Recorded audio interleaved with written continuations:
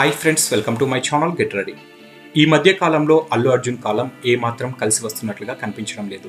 ఈ మధ్య బన్నీ తన లేటెస్ట్ మూవీ దువ్వాడ జగన్నాథం సినిమాను అమెరికాలో ప్రమోట్ చేయాలని అక్కడికి వెళ్ళినప్పుడు బన్నీ ప్రవర్తనకు అక్కడ తెలుగు సంఘాల సభ్యులు తీవ్ర అసహనాన్ని వ్యక్తపరిచినట్లుగా వార్తలు వచ్చిన విషయం తెలిసిందే.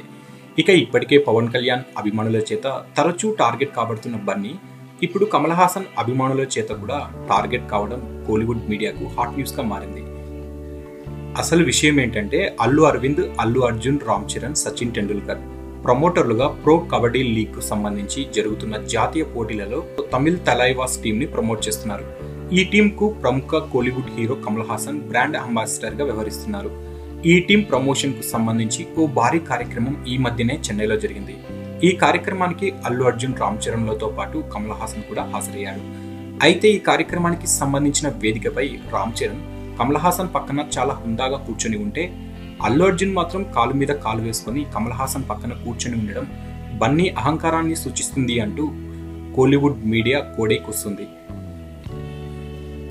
సచిన్ టెండూల్కర్ తో సహా ఎందరో ప్రముఖులు పాల్గొన్న ఈ కార్యక్రమంలో పాల్గొనడం ద్వారా మంచి ఇమేజ్ వస్తుందని భావించిన బన్నీకి అతను చేసిన చిన్న పొరపాటు వల్ల అటు కమల్ హాసన్ అభిమానుల నుండి ఇటు కోలీవుడ్ మీడియా నుండి విమర్శలకు గురి కావడం బన్నీకి మరోసారి పొరపాటు అలవాటుగా మారింది అన్న న్యూస్ టాలీవుడ్ లో హాట్ టాపిక్ గా మారింది. సో ఫ్రెండ్స్, మీకు ఈ వీడియో నచ్చితే లైక్ చేయండి, షేర్ చేయండి. మరిన్ని ఫిల్మ్ అప్డేట్స్ కోసం మా ఛానల్ ని సబ్స్క్రైబ్ చేయండి.